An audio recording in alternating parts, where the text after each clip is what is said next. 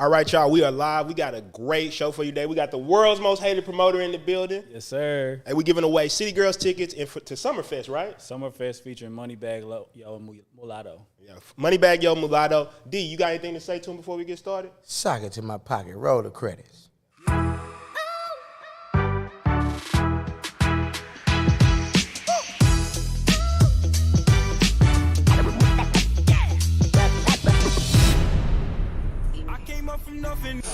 Started from the I see it with a clear eye. So I hustle. Mama's house to Penthouse. Yeah. All right, we are back. So don't pay too much attention to the screen. That's going to throw you off, Will. Just let you know. But I'm so excited today. We got the world's most hated promoter in the building. How you feeling to be with us on Mama's House to Penthouse? You the first guest. I'm excited, man. I'm honored. I really appreciate y'all boys. You know what I'm saying? Not Harris County's most hated. Not Harris County's most hated. Houston's Not most Fort hated. Bend's most hated. Not Texas most hated. Not Camden Apartments most hated. No, bro. No. The world's most hated. You know what I'm saying? Yes, sir. Come on, man. And that's why I love to have you here, man. You know, Mama's House to Penthouse, if y'all don't know, it's about bringing people that actually did this shit from nothing. Sure. And you somebody I know personally who's done this shit from nothing. But also today, I'm super excited because we're doing a giveaway. You're giving away City Girls tickets, and I already know the event is sold out. The shit's crazy. I know how you do in the city, man. I don't even want to disrespect you and act like that shit ain't sold out. Hey, all my ladies right now who are on here, who are on live, send this live to your friend right now. Because Saturday, we turn it up. I need all my real ass bitch give a fuck about the niggas. I need all my ladies who not pregnant. Everybody in the building, man. City Girls Live this Saturday at Sakai. All the sections are already sold out. We got over 1,000 tickets already sold. Get yours for free. All you got to do is just watch the live stream. Exactly. And you can literally win the free tickets. If that was an opportunity for me, I'm watching the live stream.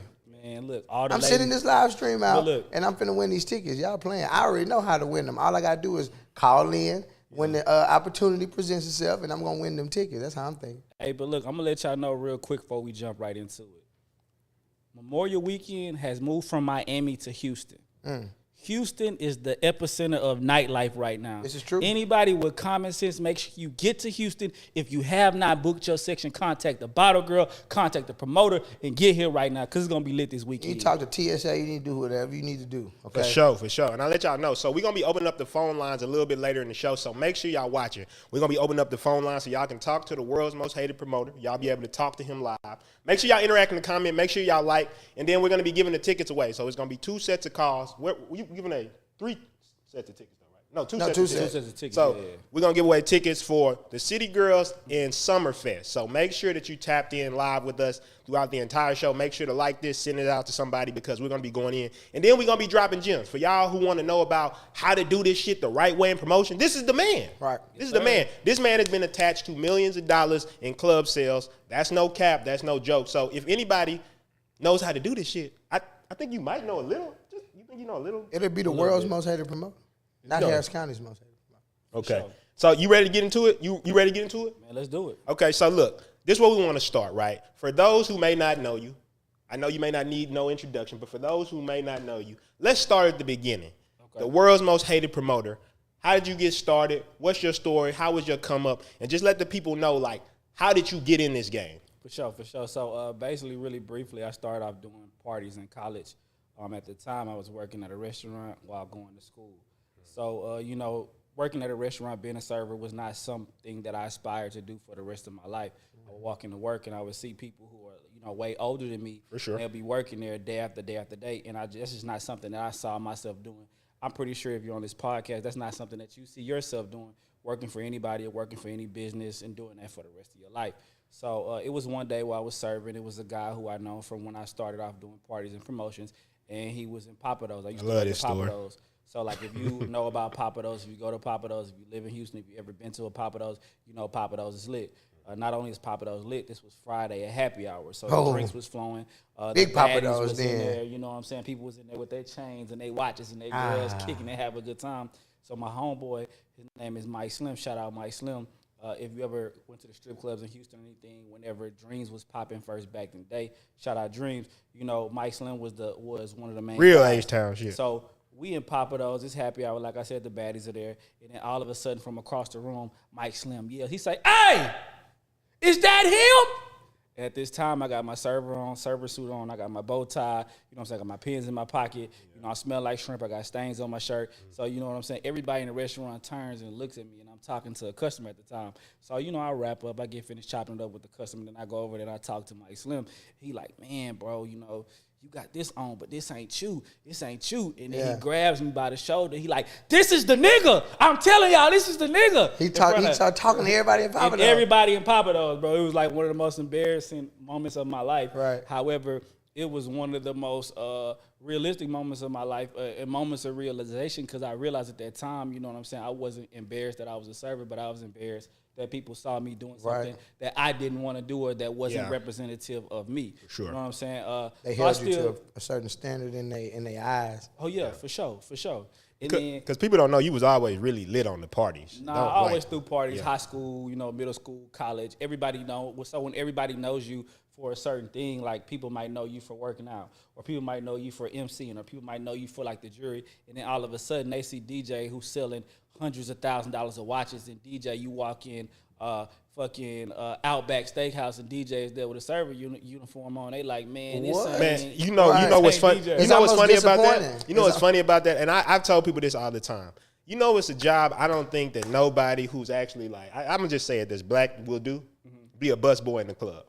Because, you know, it's the funny thing is I be looking at the busboy walk around. He ain't got no shame. He just pushing through the crowd.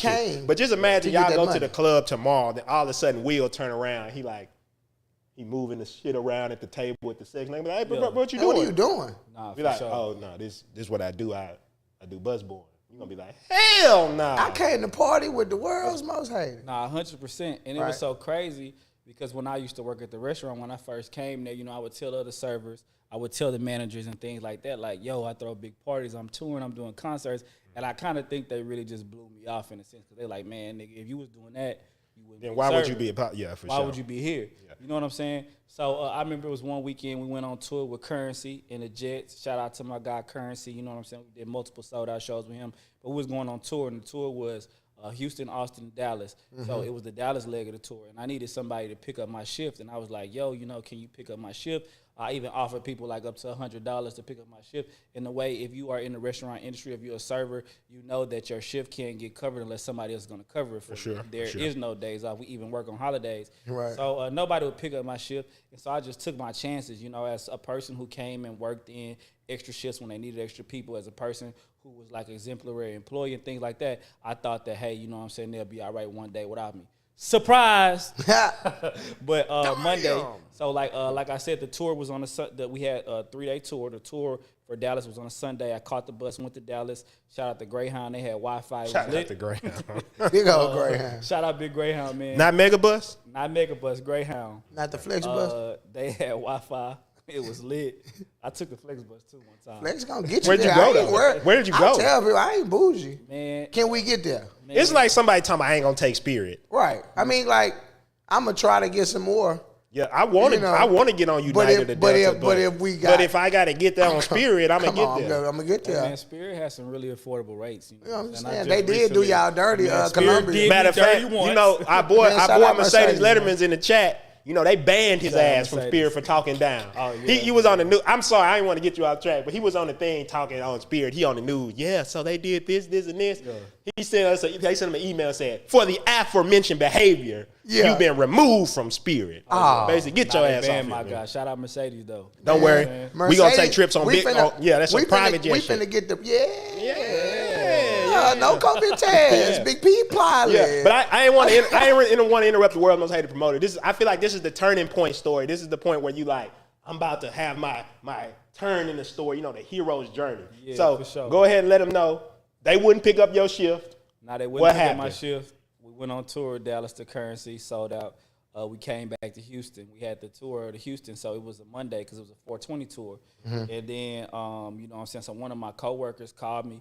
Her name was Ebony. She called me. She said, hey, you know, you not on the schedule for like tomorrow because Tuesday mornings, I'm the guy. You know, Tuesday morning, right. I'm in there. I'm getting the paper. I'm serving my customers, my regulars. You know, I'm like, so I'm not on the schedule Tuesday morning. So, you know, I'm backstage at the concert, Warehouse Live. I call in, and the manager, her name was Jess at the time. I'm like, yo, you know, I'm here and I'm not on the schedule. Like, what's going on? Yeah, let me and know so something. she's like, yeah, well, you know, you have a temporary suspension, blah, blah, blah. Cool, whatever. 3 days off.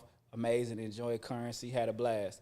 So then when I came back to work after my suspension, which was Saturday, you know, I walk in and it was just like real quiet in there, and then everybody was looking around, and I could already tell, like, you know, it looked like when somebody about to get fired. Or when everybody knows something, but you don't know it exactly. yet. That look, that. you know that look when you like, why y'all looking at me like that? Yeah, why like, everybody looking? Somebody, I got something on my face or something? People try not to make eye contact with you. So, you know what I'm saying? I walk in there, I clock in, you know, and then the general manager was in there, and he just did his finger like this, like, 1 second.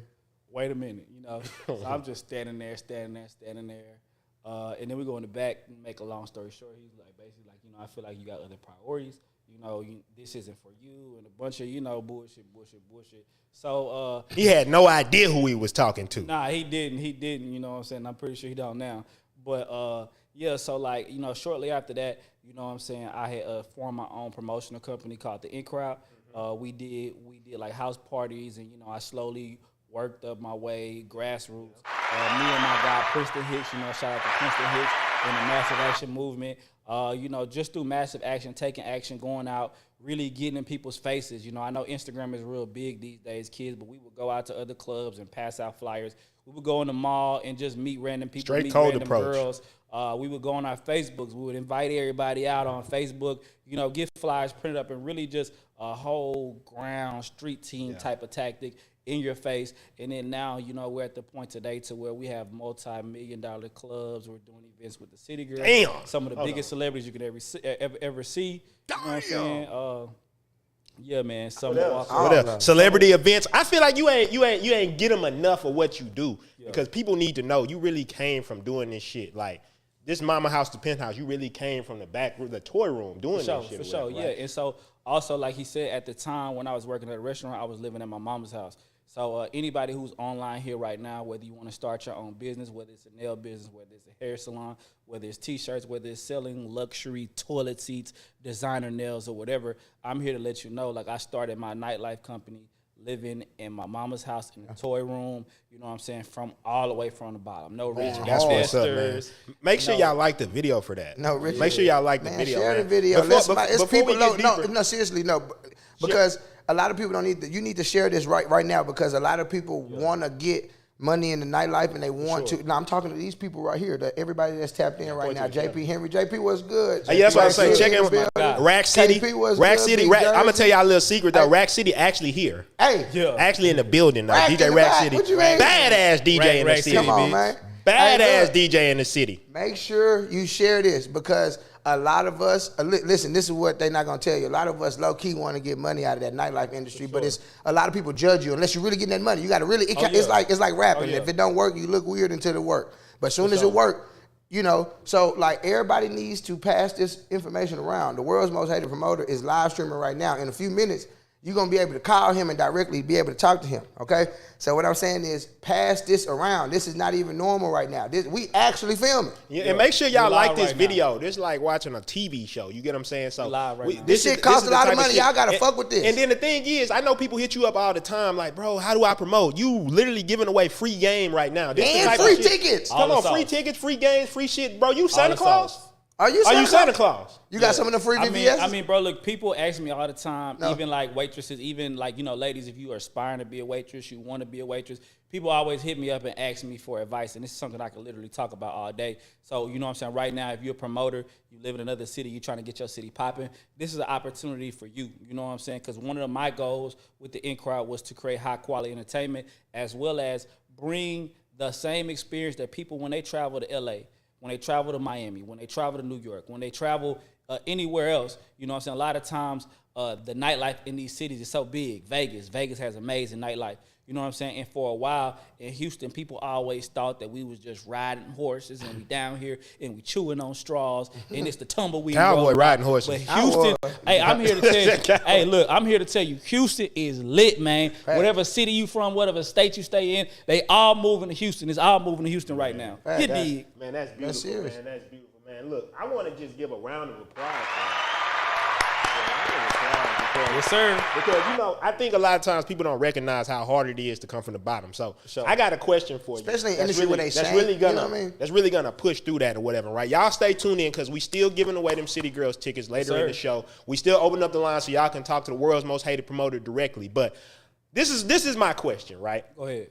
Because what's remarkable about you is you've always been able to be doing these celebrity events, right? I remember y'all brought down Puff one time. Yeah. I remember y'all brought down Floyd Mayweather before. Yes, sir. I mean, pretty much all the biggest celebrities, especially when they was popping, right? For sure. You brought them down. And one of the things about you is you always remain extremely humble. And I think that comes from the work. So my question to you is this. I'm a promoter. I just touched down in the city. I got zero connections. Okay. I don't know nobody in the city. Okay. I don't know anything. If you were in this position, you was like, man, I need to build this shit up from scratch, from absolute zero, what would be the steps you would take and how would you execute on that plan? And just make it as detailed as possible because I feel like a lot of people, they be like, man, I'm starting from nothing. I don't have nothing. What I'm going to do? I could never get, because they look at you now and be like, bro, you got all these people. You got all these friends. You got all these Everybody connections. always do that. They be like, but you got this. But see, but it's like they wasn't even, you wasn't there at the beginning. You ain't even see. When I was out here street, I'm talking about outside. They ain't see. When you was in the toy room and them little the kids from the daycare was running in your meetings. They ain't see when nobody was there. You know what I mean? Man, nightlife is one of those industries that's very savage. It moves very fast paced. It's volatile. You know what I'm saying? Things are always changing. So it's one of those industries. It's not like working at AT&T. It's not like working at Walmart. It's not like a slow pace because whoever could be hot in music could change. It varies day by day. Yeah. Fashion changes day by day. For sure. You know what I'm saying? So it's a very fast-paced, fast-changing industry, which is why I feel like it's great for anybody to enter that industry. Networking. Anybody who's on here, whether you know it or not, you are a promoter. You know what I'm saying? So to go back off of your question and what you said, so when we say, all right, you just touched down the city, are we talking about Houston in particular or just any city? I think kind of like what I'm getting at is basically like somebody's trying to build up their network. They trying to build up as a promoter. Because I know you get people hit you up and be like, man, I'm in Chicago, I'm in Miami, I'm in New York. I want to do what you doing. Yeah. What are the steps that you would take? Like if somebody just dropped you off in any city, just say a major city to make it easy, but just any major city where it's popping, what would be the steps you would say? Like what's the first thing you start doing? All right, the first thing that you have to do, number one, is you have to secure a venue. You know what I'm saying? The reason why I say number one is because without a venue or without a space, you can't have a party. You know what I'm saying? You could be an online promoter, you know what I'm saying? You could throw a virtual party or whatever, but still the space is still online. You still have to have a link like we're here right now, you know what I'm saying? Basically what we're doing right now is we're throwing a virtual party, and it's lit. I see the comments. Yes, sir. But number one, you have to secure a venue or a space or an idea. What I would suggest is to do events. Don't try to jump into the weekly promotion, trying to do a club every single week, because that will exhaust you. Doing events maybe monthly or bi-weekly or something like that will be something that will allow you to put a lot of time and energy towards your event, whether that be reaching out to people, whether that be calling people, whether that be getting RSVPs, whether that be getting influencers or people to host your event. All these are things that take time. So you would definitely have to do a lot of legwork and put in time. The second thing that you need to do is definitely find you a hot DJ. The reason why I say a hot DJ, because without a venue, without a DJ, you cannot have a party. Come on, man. You can't have a party. And to add a little bit on there, you should also find you a hot MC. You for sure got to find you a hot MC, man. That's gonna be hard. hard. You for sure got to get you a hot MC. That's going to be hard. But you know, that's jumping ahead of some of y'all. Yeah, my bad. That's my a bad, luxury my bad, You know what I'm expense. saying? Because National ceremony is a luxury expense. Cowboy, we don't even want to talk about what Cowboy retainer. We're the only one. Why y'all think I only MC for the? He said, I remember you said at the tell other beginning. people my prices. They be like, I'm gonna call you right back, bro. You can tell somebody ain't I'm about gonna to buy call some you shit. right back. Nah, You can tell somebody ain't about to buy when they be like, so how much is it? Okay, Or everybody phone stop working. I got to get with my team real. All right. Why everybody phone stop working? I be thinking it's my Man, phone. but I say this too because I got a little bit of special insight because I know you, right? So a lot of people I know when they get into the game, they might think that securing a venue is going to be a lot difficult. But I think you should really talk about how we secured that first venue when we was working with Matthew Knowles, because I think that was something that we leveraged skills that weren't necessarily like, I want to say like, money based. We had no money. So for him to give us the venue, we were able to build connections through just really offering the venues what they wanted. You know what I'm saying? Instead yes, of coming Beyonce's in father. Matthew knows Beyonce's dad. So just kind of talk about that experience because I think that story will be insightful to help people understand that not having money is not an excuse. I don't give a fuck what nobody says. Nah, for sure. Not having money is definitely not an excuse. When I started my nightlife company, like I told you guys, I worked as a server. So one of the things that I would definitely recommend is having some type of job or some type of income. You know what I'm saying? That's definitely something that'll help fuel your nightlife things. But if you're the type of person who you just moved into the city and you don't have any income, that would be one of the barriers you would have to overcome. So like, for example, like he was talking about with Matthew knows, Beyonce's dad, right? So this is a man who has many Grammys, you know what I'm saying? He's produced one of the hottest artists in the world. You know what I'm saying? Beyonce, Solange, he has his home. At the time, he had, it was Music World. It was downtown. He had a studio there. It was like a mansion, which is like a house. We threw parties there. Rack City say House of Darrell. Yeah, House of Darrell. Yeah. And then he also had the House of Darrell, which is like an event venue. So at the time, you know what I'm saying, no owners, no promoters would do events with us. So we couldn't find a club, you know what I'm saying? So we would look at venues that were in great areas that people could still come to. So that's one of the most important things as a promoter. Location. Let's just say, for example, if I'm a promoter and I'm in Milwaukee and my venue is downtown, then people from West Milwaukee, East Milwaukee, the outskirts or wherever, all those people can come to my event because it's a central location, opposed to, let's just say I do an event and it's on the west side of Milwaukee.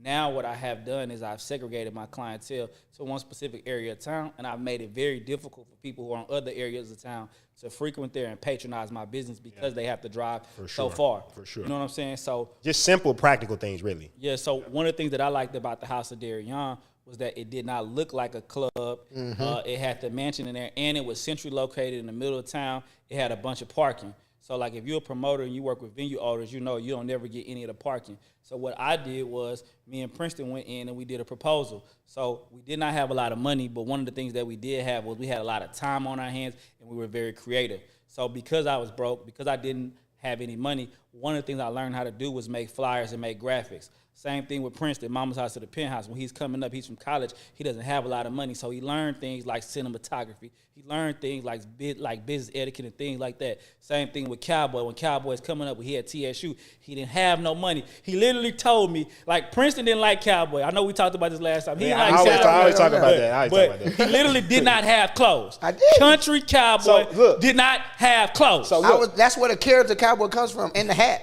I was like, if cartoon characters can do it, fuck it. I think this is very important to key on because a lot of people, this is a mistake. But like, do you really want it though, right? No, but I'm saying you said, man, I just want to. You wanted to be a part of it, right? So you cut hair for a barbecue sandwich, right? Yeah. Right. And people don't know that. And the thing is, people couldn't imagine that, right? Right. Because here's the thing: what I want to key on before you and go MC further. the party for the same barbecue sandwich. A lot of people be like, I don't got the squad, I don't got the network or whatever, right? We was all broke.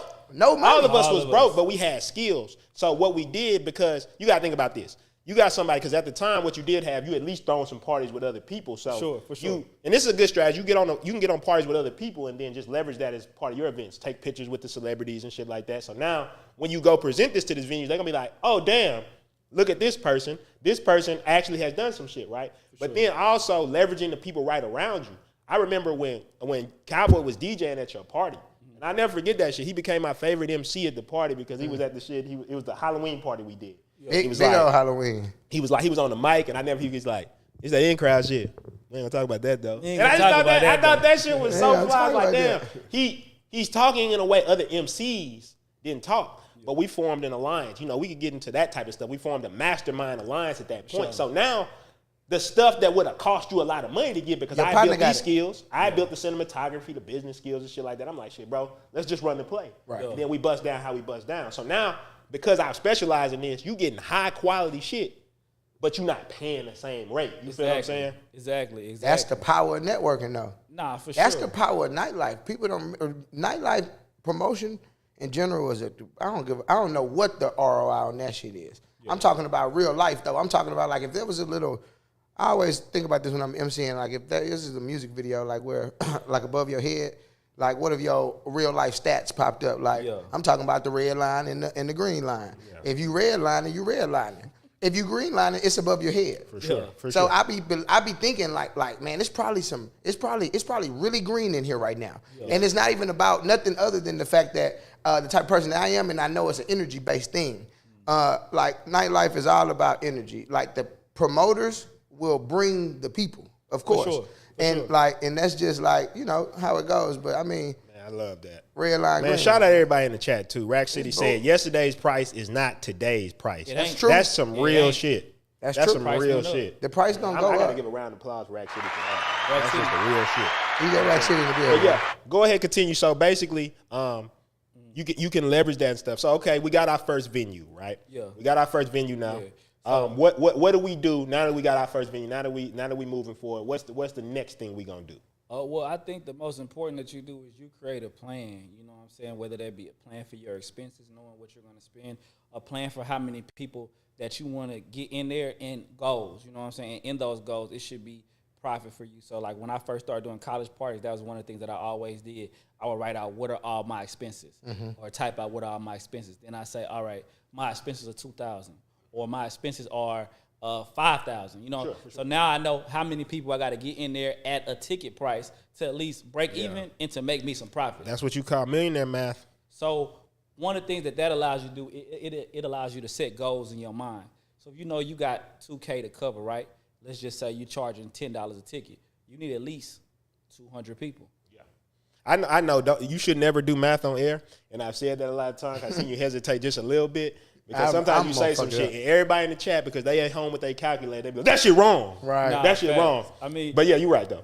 I hope you're right. Was she right, Rackman? It is what it is. It is what it is. But yeah, you know what I'm saying? Create a list of your expenses, create the things that you got to pay. You know what I'm saying? And one of the things as a promoter that you always want to do is you want to do a great, amazing business, because you never know when these people who you're working with, whether it's an MC, whether it's a DJ, whether it's a graphic designer, whether it's the busboy, whether it's the bouncer, whether it's whoever. Whether they red line or the green line, this $1 billion industry. You can be your next business partner can fly up out of here. Nah, fact. The mother of your next child might fly out of here. And that's something people don't talk about. I want to talk about that a little bit later in nightlife or whatever, like, because I feel like a lot of people just shit on nightlife because they think it's just people partying. But you've actually, I've seen so many people get married because they came to your event. So that shit is just something. You know what I mean? Sure. So like a lot of times people always ask me, they're like, why are you the world's most hated promoter? Why do you call yourself the world's most hated promoter? And of course, the answer is because it's a cool ass name. Right. You know? Yeah. But however, you know what I'm saying, a promoter is something that is always demonized. Bottle girls, you know what I'm saying, nightlife. It's always demonized. It's always like, oh, promoters, like a janky promoter, or like a sleazy promoter. Right. You know what I'm saying? Everybody hates the promoter, but at the end of the day, everybody loves to party. Everybody loves to network. Everybody loves to meet people. So it's like, in essence, it's a person who you hate, but you also love, because I need this person. You know what I'm saying? You love them to death. And I mean, sometimes, a lot of times, especially like when you're in nightlife or when you're in the entertainment industry, in wrestling, they have something that's called the heel. You have to be able to know how to channel and play with dark energies and dark people hating on you and people talking about you, and be able to deal with that. But be not able to have tip a the fuck mental over. That's huge. Exactly, and not be able to explode. You know what I'm saying? So that's why the name is the world's most hated promoter. And we definitely saw that during the pandemic. Like during the pandemic, a time where they shut down clubs, where they did not have clubs, where promoters, waitresses, bar back, restaurant, nobody had any type of income. Promoters were the first person who were demonized. They were like, oh, promoters, you throwing parties, you killing people, you hurting people. You know what I'm saying? People was on Twitter bashing the promoters. What y'all gonna do now? They shut down all the clubs. Like, it was really like a thing. It was really that energy. It was really that energy. And I always talk about this. It's really that energy. That's that dark energy, like you said, because it's people not even looking like that's people's livelihoods and shit. For sure. I know old boy got on the Instagram that time. Shit was funny. He was like, man, open back up the club. Strippers need to strip. Rappers need to rap. Yeah. It's like, industry I mean, it's funny, but it's the truth, though, when you think about it, right? Because you're looking at it from your standpoint. Right, know, just because you don't condone you don't got to do it, but it's like, you know what I'm saying? That's phone what it lines is. Them phone lines blowing up. We about to open up the phone lines in just a second, y'all. I know y'all ready to get them tickets. I know y'all ready to talk to the world. Yeah, they blowing up the phone lines right now. We see the phone lines blowing up. We definitely going to get y'all in here. Trust me. We about to open up the phone lines in just a second. Oh, they on there. I see. But before I get to that, right, because we'll open up the phone line like this. The pandemic. You just talked about the pandemic. What was the mindset that you had to have to get through that pandemic? What was the mindset that you had to have seeing everything like basically, because this is not like my enemies hating on me or these niggas hating on me. This was the government is hating on you. Nah, So what you doing in a situation like that? Big Gov on you. Big Sam. Big Sam at Well, your door man, like. you know what I'm saying? Uncle Sam had his foot all up on our necks, man. I ain't gonna lie, man. I had to give Uncle Sam the shirt off my back to make it through, man. I ain't gonna lie to you. But nah, man, the pandemic was extremely difficult, you know what I'm saying, trying to maneuver through something like that. It was something that I feel like nobody could expect. Nobody had seen coming. It was something that just happened, and it was very unfortunate. And, you know, people's responses to it, because of what we're doing, is we are congregating a lot of people in an area during a worldwide pandemic. It's not something that's Okay, you want to hear you know my perspective on that? I think we was doing God's work. It was. I think that all that staying Big in the God. house, big God's work. Yeah. Cut that out. And goddamn it, I feel like we were doing big God's work because if you was at home, all that depressed ass shit, you probably caught it. Nah, for sure. And I'm not saying that nobody didn't catch it. We're not gonna go there because this is not the podcast. Controversial for that. takes. They can cut that out, man. Come holler at me. But all I'm saying is, this shit is energetic, and like when you having fun, it's church. Man, I church believe that when, shit, in though. church when you sing, we might not be singing God's songs, but when you feeling good like that, come on, man. Man, you know what? I'm gonna tell you why I agree with you though, and people don't believe this. They shit. don't wanna take it I there. ain't been sick. I ain't been sick in 12 years. Hallelujah. I ain't been sick in 12 years because What one they year, say? one day I woke up and said, you know what? I don't get sick, right? So when sickness happens, I remember there was a whole flu going through my house, and sickness happened, and I didn't get it. And they was like, you gonna get sick? I was like, nah, 'cause I don't believe in that shit, right? Now, it's not saying that I can't ever get sick. That don't mean that, I know when you do shit like this on stuff like this, people gonna cut this out. When you Tell them cut what about it. this shit? Tell them cut it and post You got it. sick. But the point is, generally, I always tell people there's no benefit to being depressed or saying you're sick. What is the benefit of sitting in your house? I'm sick. Let me tell you something that I cannot do. What's that? Stay in the house. Come on, man. Bro, when they said that, I was done. I cannot, bro. You can ask anybody that know me personally. I'll just go to the store, Man, bro. we was going on walk after walk. You can't pay me to stay in the house. I can't do it. Nah, but for sure. But during the pandemic, I don't even know if y'all remember, like during the pandemic, because at the time the little high rise I stayed at, it was like a Buffalo Bayou Park right there. You know what I'm saying? Yeah. The park was lit. Like the park was like the club. So one of the things that you can't take away, which is going back to the pandemic conversation, is people's need and want to interact with other people. Wow. And I feel like that's the basis and the foundation again, God's of work. nightlife. And that's why I say Big a dog. lot of people try to shit on nightlife. But the reality is this. People are looking for connection all the time. Sure. That's why people go to the club. I don't give a fuck if somebody's popping a bottle. They want to connect with somebody on some level, right? Yeah. Whether it's a girl they want to connect with. If a girl's in a section, they talk shit about girl. She jumping from section to section. She's looking for some type of connection, right? Sure. You can disagree with the way she's trying to look for connection, but nightlife facilitates that. I met y'all through nightlife, right? Right. Yep. I didn't like Cowboyy This first. very podcast is a production of nightlife. Because it's a product you of it. was somebody that I met that I made tons of money with on, man, you through can't- nightlife, and it wouldn't have happened. How would I have met you? Right? We from different sides of town. We from damn near different generations or whatever. Right? So it's like meeting you. It taught me like don't shit on this shit because you're not getting the right perspective. Because a lot of people, and I say this thing too. I talk to bottle girls. They be out there and they be like, I'm just a bottle girl. I'm like, but you in a position to be so much more if you took that shit a little more serious, right? You the connector. When somebody come in town, they be like, damn, what is it to do? You that person. Right. And if you become that person, everybody Facts. will start coming to you. If you want to start your clothing business, your hairline business, your lash business, now you got all these networks that you can build upon because you've become the connector. You become the funnel for everything. And that's something I see about you. So many people's businesses have blown up because you was the first person to say, hey, bro, go fuck with them. Right. Because you have such a large following, because you have such a large network. And so many people don't understand. The knowledge you can gain is cool, but when you get a strong network, they can push you so much further, so much faster. They can get that knowledge to where it need to be. Come on. They can put you where, you know what I mean? It's your friends, man. That's why we not hanging with people for no reason no more. Man, so look, what I want to do right now is before we go further, because we're going to be talking with Will a lot more today. I want to open up the phone lines because they blowing up the phone lines. Ooh, y'all the ready? first Y'all want a question. City So, Girls man, ticket? What we gonna do right Everybody. Killing now that. is we Real quick. gonna open up the phone lines right now, and we gonna Hold on. Before we do that, before we open up the phone lines, everybody who in the chat right now, I want to see where y'all from. What city y'all from? What state y'all from? Drop y'all city in the chat real quick. Tag your homegirls, send it to y'all homegirls because we about to do the And it's City some Girl premium knowledge giveaway. right now. I got some questions. I think we got some people who want to call in as well too. So you know what I'm saying. So what do you want to do first? It's your word. What you want to do? You want to do the call-ins first, or you want to do the giveaway first? Because we can do 2 giveaways, right? Yeah. So we can do one at the beginning and then one towards the end, and then like after we do the giveaway, we can just take a call. So how you want to do it? That's cool. Let's just see who called in first and let's take them how they come. I'm ready whenever. Perfect. All right. So right now, it's y'all time to shine. It's y'all time to shine. Call in, and you're gonna go through the switchboard, and it's gonna tell you which one to hit. If you hit the other ones, it's gonna say that the offices are closed. But hit the right one, and we're gonna call in. So the next person who calls to the phone lines, you're gonna be live on air with the world's most hated promoter. Got one. Call in right now. We got here we go. one. Here we Houston, go. we got one. Let's get it. Okay. You on the air? Hello. Hey, what's how you going on? doing? Tell us where you from and what's your name? Hi. Houston, Texas. Okay, we got Houston in here. My Houston, name we is got one. Joelle. Okay. So Will, you want to take over? You want to ask? So are you here for the City Girl tickets? Correct. Yes, sir. Okay, perfect. So he's gonna ask you a question.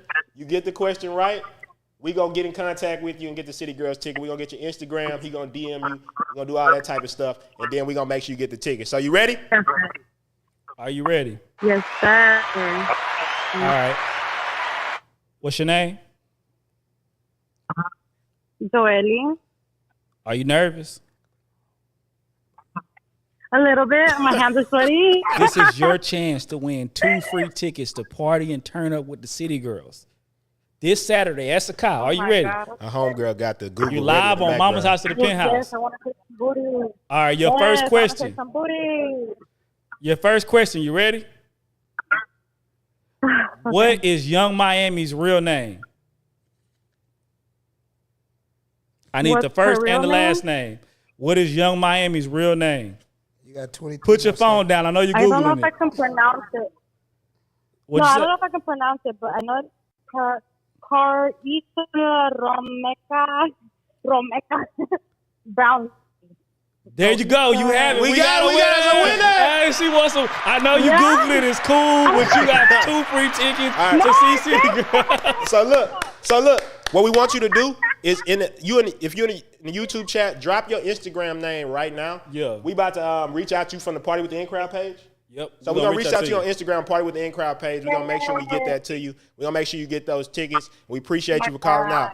So where you gonna be partying this Saturday? Thank you so much. So look, real quick, tell all your people, tell your family, friends, where you gonna be at this Saturday. You gonna be where with the City Girls? In Sakai, Houston. Sakai, Houston, the biggest Thank pool you so party in the much. city, the #1 pool party in the nation. Shout out my girl. She's going to go see the City Girls live. She gonna be out there, real ass bitch, give a fuck about a nigga with her friends. It's hot girl summer. Let's get it. So make sure to drop that stuff so we can get in contact with you. Make sure to drop that so we can get in contact with you. Follow me on Instagram at Dubai Mommy. Okay, perfect. Follow her Perfect. on Instagram. All right, y'all. So make sure to get her information so we can Perfect. go ahead and get her tickets. And thanks for calling. All right, so look, real quick, we got Detroit in the building, we got H-Town in the building, we got DC in the building, we got Buffalo, New York in the building. Shout out Buffalo in the building, man. We going crazy right now, man. Are the lines still pumping and jumping? Yeah. So if you want to call in, ask Will a question right now, the world's most hated question right now, go ahead and call in. We're going to take the first call who wants to ask a question. And later in the show, we're going to be giving away them tickets to Summerfest where you can see Moneybag Yo, Lotto. Moneybag Yo, Big Moneybag Yo Lotto. and Big Lotto, they're going to be in town. So we're going to be giving away tickets for that later in the show. But if you want to ask Will the question right now, call in and we're going to answer your questions live on air. The number is pinned to the top of the YouTube box. Yeah, if you don't know make the sure number, it's pinned to the top. Yeah, man. So this is the opportunity for anybody, whether you a bottle girl, whether you a promoter, whether you somebody who up and coming, you want to do events. Even if you want to call in and book your section because Memorial Weekend is going so crazy, I'll book your section right now online. I'll send you the Cash App, the Venmo, the Zelle, whatever you need, man. Yeah, for sure. So I guess while we're waiting for somebody to call in, we can go ahead and continue. And when they call in, we can just go take the next one. Somebody called while we was on the Yeah, call. they was calling. I think they was calling to talk to you or whatever, right? But the biggest thing I guess going into that, right? So we talked about getting the venue and stuff like that. We talked about the networking aspect. For sure. What I want to talk about is you know, what really motivates you as far as why you wanted to build a nightlife We empire. got another one. Okay, here we go. Before we get into that, we're gonna get to this one. All right, here we go.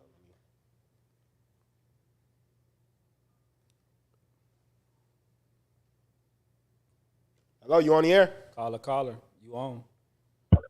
Hello. Hey. Hey, how you doing? Hey, can you hear me? Yeah. What's your name? Where you from? I'm doing all right. My name's Valencia. I'm from D.C., but I stay in Houston.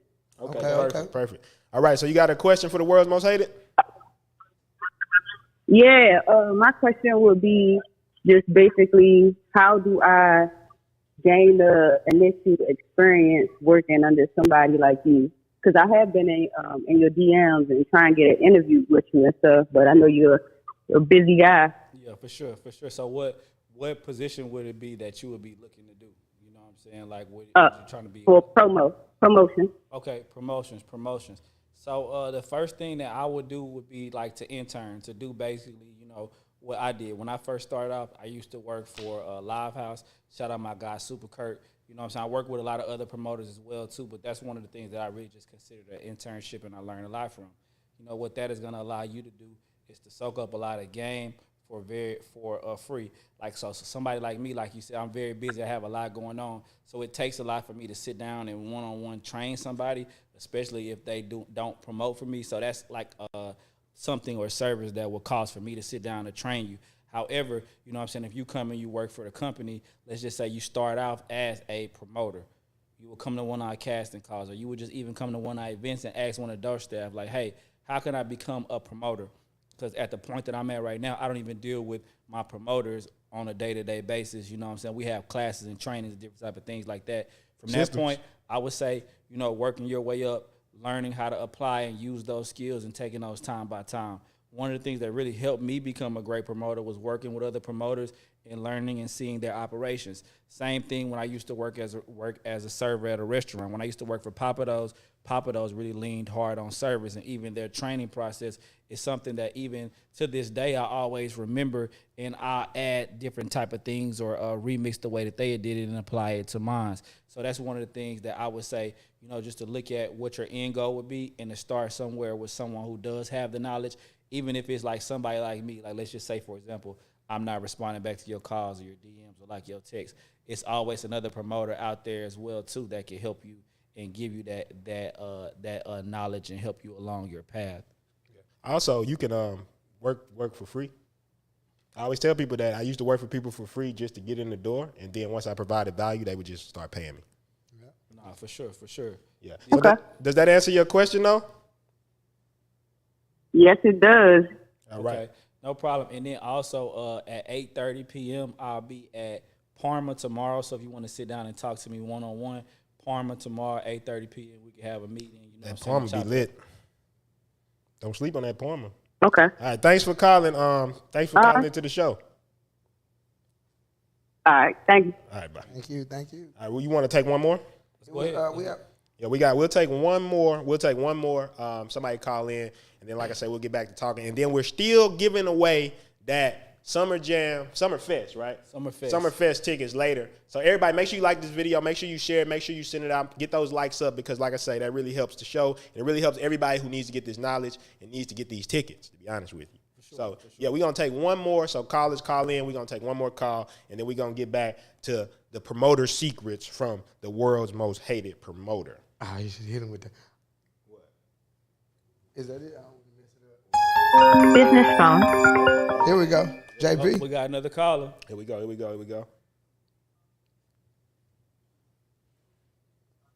right, you on the air. Tell us your name and where you from. Hey, yo, it's JP from Buffalo, New York. What's good, JP? Shout out my dog. New York in the building. Blah, blah, blah.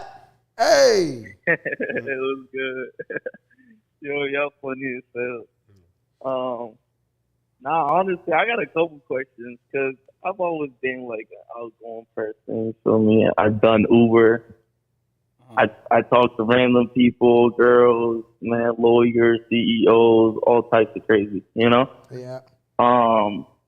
But for me though, I'm in the insurance business. I got into it because I met somebody through Uber, and she put me on. She's like, "Yo, get your license and shit like that, and hop on that." I'm like, "I bet," because I take opportunities, and I turn it into trying to be successful. Right. I'm trying new things. I'm 23. I'm young.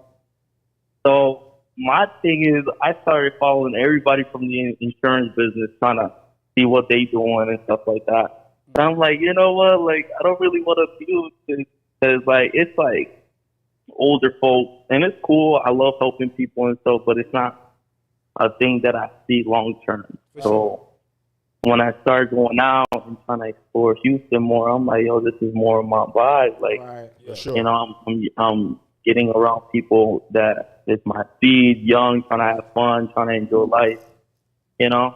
So I'm like, let me get into this promoting thing. So now it's like I got people that, you know, doing promoting stuff, clubs and stuff, and then I still have people that are in the insurance business, which is a little bit more serious, you know, if you're helping families out. So I was trying to put two together and trying to find a balance. You feel me? Sure. Are you saying like I don't want to find a balance? Insurance. Trying to find a balance, right? Because my people from my insurance, they looking at me partying. He's like, oh yeah, he's not taking this shit serious. They just don't like. And then my promoting life. people are like, well, what's he doing? Yeah. So let me ask you a question. Is your question that you want to learn how to bring more people out, or you want to learn how to balance your life? Which was the question? Honestly, I just want to be able to like get to a point where people see me out and they're like, oh yeah, I'm trying to party with JP, and eventually drop the insurance slowly. Because I don't need it financially, you know what I mean? Okay. So a couple people's asking what he was saying. So basically, just to give y'all a recap before Will answers, he was basically saying that he's working in like insurance. He wants to make that transition into more of the nightlife industry and having fun. So how do you make that transition? So if y'all hear, that's what he said, and Will's basically about to answer that. Okay, for sure, 100%. So one of the things when I first started, which I don't recommend, is I quit my job and I just went cold turkey promoter. You know what I'm saying? I just said, fuck it. I didn't go back to Papa Do's. I could have went and worked at any other restaurant, but I just like, fuck it. I'm going to just go all in and be a promoter. So a lot of times what that allows you to do is it allows you to focus on one thing. So like right now, you do have the insurance thing, and I'm pretty sure like you have consistent money right there. But because you have that consistent money, a lot of times what it does, in essence, it babies you. But opposed to if you just only promoting, you're going to find a way to make it work. You know what I'm saying? So if you only doing insurance, you're going to find a way to make it work because it's like, a lifeblood. Another thing that was really challenging for me when I worked at a job was it always took time away from me putting energy toward those ideas. So I would be at Papa Do's and I would be on a shift and a great idea would come to me, but I wouldn't have time to write it down or even fully flesh it out because I had to go wait on my next table. And then by the time I got home, I would forget about it. However, in your situation, I feel like you're in a beautiful situation because you do have some type of income coming in. One of the things as a promoter, you do have to look the part, be the part. That costs money. You know what I'm saying? Being able to put on clothes, being able to buy shoes. You know what I'm saying? You got to be able to put that shit on if you want to be a promoter, which costs money. So a lot of times when you're first starting out promoting like you are, it is going to be a little hard. It is going to be a little challenging. However, I want to challenge you to stick with it and start with your base. So like, for example, you spoke about the people who work with you at the insurance company, different type of things like that. Those aren't your target audience. Like you say, these people have families. They probably don't go out and turn up. They just going to work and going home. So these people may not be your target audience. So what I did and what Prinston started doing at first was you have to build your brand, build your name. So as a promoter, your image, your Instagram, the things you do is almost like your resume. And when I say your resume, it's your resume for clubs. It's your resume when you walking through the galleria and you meet a hot chick and you want to invite her to your section to turn up and pop bottles with you, you know what I'm saying, or invite her to one of your photo shoots. You are your resume. So the first thing that you have to do is start building your resume. One of the things I always did was photo shoots and different type of things like that. The reason why I like to do photo shoots, a lot of people think that they're a waste of time because it's just pictures. But those pictures are brand images that allow you to move on and move past your current status. So one of the things that me and Prinston did one time, and this was when we didn't have shit, we had somehow got $1,200 and we did a photo shoot. We got models, we got a full production, we had a photo shoot, and these images were things that we were able to use in proposals and websites and marketing. And some of the photos I still use to this day because they were so high quality. You know, I think a lot of people have a problem with that though. They feel like it's faking it till you make it. But I feel like it's more like believe until you remember, right? Because at the end of the day, I like that. Everybody started at a certain point where they wasn't. Like one day I was at my mom's house sleeping on the floor, and I'm like, I'm an entrepreneur. Right. So when I went and told people, they was like, oh yeah, you an entrepreneur? At your mama's house, you're an entrepreneur. But when I actually did it, now people be like, yeah, bro, you living the like it's fuck all that is what I'm saying. Like the transition you got to make here is like. Fuck what them people talking about. Because at the end of the day, when you look back 10 years from now, what life do you want to have? Do you want the life of other people's expectations or the life that you wanted? And I think that's where most people make the mistake is like, you going to live with other people's expectations. You also going to live, if you live with other people's decisions, you're going to live the lifestyle that they have, right? That's the sexiest thing about nightlife. For sure. And it also, JP, also for someone in your situation, if you just need income and you need a job, I would find or recommend maybe some type of industry that runs parallel along with nightlife that allows you to work on nightlife while you still working and making money. So, for example, right, exotic car industry. Exotic car industry is where you are able to get people to buy exotic cars if you're working at an exotic car dealership, or if you're working at an exotic car rental place like my guys at Luxo Exotics, you're able to rent people out the cars. Also, these people who come in and who buy these type of cars will be your clientele. So now, let's just say you work at an exotic car dealership, right? All the guys who are coming in throughout the week on Friday to get their exotic cars, these are people who want to stunt. These are people who want to show out, who want to ball, who want to spend money. These are people who are spending money to look a certain type of way. So these are the type of people who may buy a section. Another thing is at your insurance place, are there a lot of girls there? An easy way where you can go and meet a bunch of beautiful women who will come out to the club, who will be on your guest list to come party with you in sections. Go to Hooters. Go to Twin Peaks. You giving some game. Sitting there. Buy you some wings. Buy some food. Tip good, too. We need a Make gym sure you sound tip effect. good. Network. Get these ladies Instagram. Have her invite her friends out. The type of girl, when they first move to Houston, they're going to go work at one of these spots. You know what I'm saying? And they probably don't know anybody just like you don't know anybody. So these are people who you can build alliances with, who you can build relationships with. Perfect. Does that answer your question, JP? Yeah, no, that's perfect. Yeah, no, that's perfect. I get a lot of people, like random people hit me up and they ask me, hey, my girls are coming down, blah, blah. Facts. But I don't want to give them the wrong impression. Like, at the end of the day, like, these females are beautiful and everything like that, but they got to pay up too. Shit, ain't everything free. It ain't that easy. You feel me? Nah, so it's sure. like, when they hit me up, I think they coming with the mentality to like, oh, yeah, this nigga could get me into anything. Right. And I'm like, nah, it's like, you need you to finesse a nigga to pay for you to come in. You feel me? Well, and then I'll turn up with y'all. Well, so like, I just need I need to like, how do I make it to where they don't think like I'm the photo shoots? Like I am the plug. You feel me? Like, I can get 10 people in. More so like, how can I still charge these females without them feeling like they can use me to get into wherever I'm at? You know what I mean? Yeah, for sure. So I'm gonna give you one. I'm gonna give you some game because this is something I struggled with for years, brother. Bad bitches don't pay to get in the club. They never did. They never will. I'm gonna tell you why. Cause it's like the baddies. What you gotta understand is this is an industry that's catered to like the way that you look. So if they don't get in free with you, they just gonna hit up the next promoter and get in free. KP say, and they never will. They never will. And look, I'm talking about real baddies. Everybody think they a baddie. I'm talking about real baddies. Like, you know, she walk in the room, all the niggas turning their heads. They never pay to get in the club. But however, you know, I always live by a stigma is treat them how you meet them.